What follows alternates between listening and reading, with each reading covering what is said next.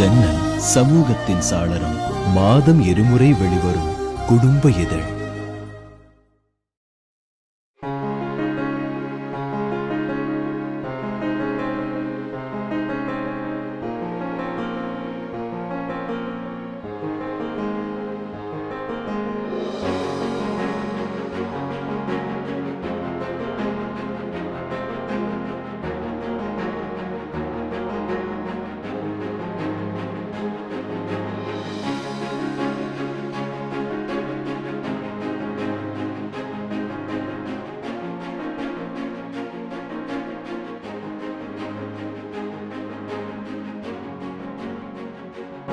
மண்ணுலகில் மனிதன் பிறக்கிறான் என்று சொன்னால் ஜனனம் என்று ஒன்று இருந்தால் மரணம் என்ற ஒன்று நிச்சயிக்கப்பட்டது. ஒரு மனிதன் ஜனிக்கும் போதே அவனுடைய மரணமும் நிச்சயிக்கப்படுகிறது என்று வேதங்கள் சொல்லுகிறது. பிறந்தால் மனிதன் இறந்தே தீர வேண்டும். பிறப்புக்கும் இறப்புக்கும் இடையிலே இருக்கக்கூடிய வாழ்க்கை என்பது, அந்த வாழ்க்கை நம்ம இருந்தே தீர வேண்டும் என்று தான் வாழ்கிறோமா, இல்லை எதற்காக வாழ்கிறோம் என்று தெரியாமல் மனிதன் வாழ்ந்து கொண்டிருக்கிறான். மாயை உலகத்திலே மனிதன் உழன்று கொண்டிருக்கிறான். மாயை இதுதான் என்று மனிதன் உணர்ந்து விட்டால் அவன் மாமனிதனாகின்றான். மாயை உணராத மனிதன் மனிதனாகின்றான்.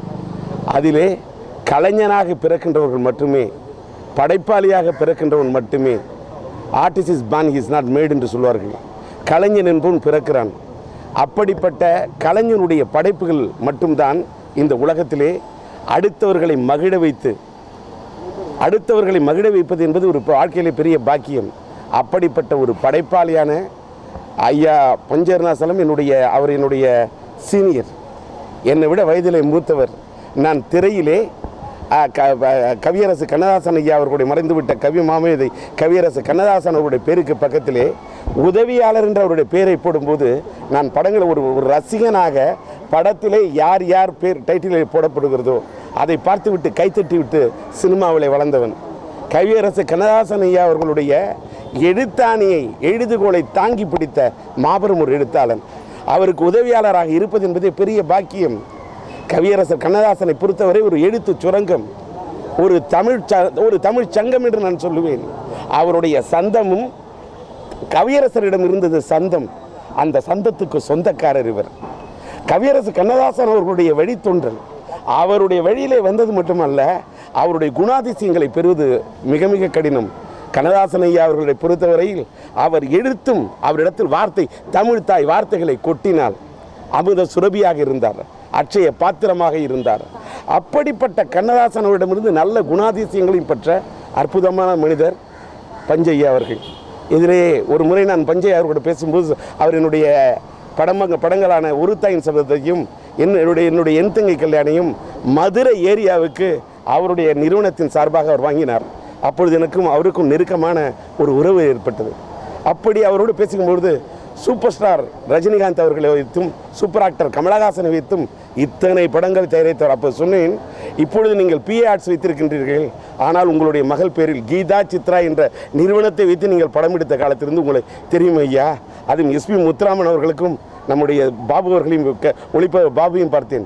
30 படங்கள் அவர்கள் இருவரும் அவர்களும் SP முத்துராமனையும் பாபு அவர்களும் 50 படங்கள் ஒன்றாக பணியாற்றியிருக்கிறார்கள்.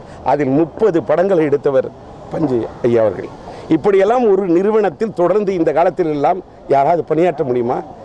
அடுத்த கலைஞர்கள், ஒரு இயக்குனருக்கு என்ன தேவை, ஒரு இசையமைப்பாளருக்கு என்ன தேவை? இன்றைக்கு உலக வரலாற்றிலே ஒரு 1000 படங்களுக்கு மேல் இசையமைப்பாளர் என்றால் இசைஞானி இளையராஜா. அந்த இளையராஜாவின் முகவரியை தேடி கண்டுபிடித்த ஒரு அற்புதமான மனிதர். இன்றைக்கு இளையராஜாவின் இசை மறையுமா? இளையராஜாவின் இசை இன்னைக்கும் நிறைந்து கொண்டிருக்கிறது. அந்த இளையராஜாவை திரைக்கு அடையாளம் காட்டிய ஒரு அற்புதமான மனிதர். அதன் பஞ்சு அவர்களிடம் நான் பேசிக்கொண்டிருந்த போது ஒரு முறை சொன்னேன், பஞ்சு மென்மையானது என்று சொல்வார்கள். அந்த பஞ்சினும் நீங்கள் உங்களுடைய இதயம் மென்மையானது. நீங்கள் அவரிடத்தில் இருந்தது, அவர் மென்மையும் இருந்தது, அவரிடத்தில் தன்மையும் இருந்தது, உண்மையும் இருந்தது. இது மட்டும்தான் உண்மை. இன்றைக்கு அந்த விளம்பரத்தை போட்டோம்னா உடலுக்கு மட்டும்தான் இந்த உலகத்தில் மறைவு, உள்ளத்துக்கு ஆத்மாவுக்கு மறைவே இல்லை. அப்படிப்பட்ட நல்ல ஆத்மா படைத்தவர். அவரிடத்தில் நான் ஒன்று சொன்னேன், பஞ்சு என்றால் 100 கொண்டே இருக்கலாம், உங்களுடைய படம் என்றால் பார்த்து கொண்டே இருக்கலாம் என்றேன். நானே எழுத்தாளன் ஐயா, என்னை மீறி தமிழை நீ ஏன் இப்படி கையாள்கிறாய் என்று தோளிலே தட்டி கொடுத்தார்.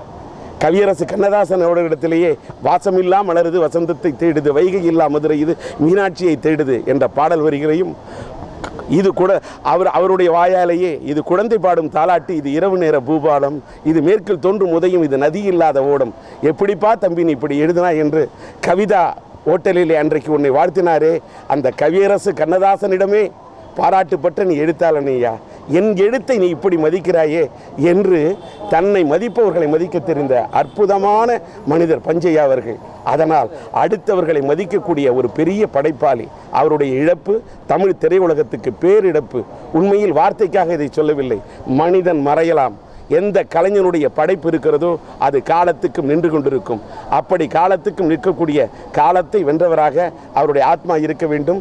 அவர் இழந்து வாடக்கூடிய அவருடைய இல்லத்தை சார்ந்தவர்களுக்கும் அவருடைய சொந்தங்களுக்கும் சுற்றங்களுக்கும் எல்லாவற்றுக்கும் மேலாக தமிழ் திரையுலகத்துக்கே பேரிழப்பு. அவருடைய ஆத்மா சாந்தியிட வேண்டும் என்று எல்லாம் வல்ல இறைவனை பிரார்த்திக்கின்றேன். ஜன்னல் சமூகத்தின் சாளரம். மாதம் இருமுறை வெளிவரும் குடும்ப இதழ்.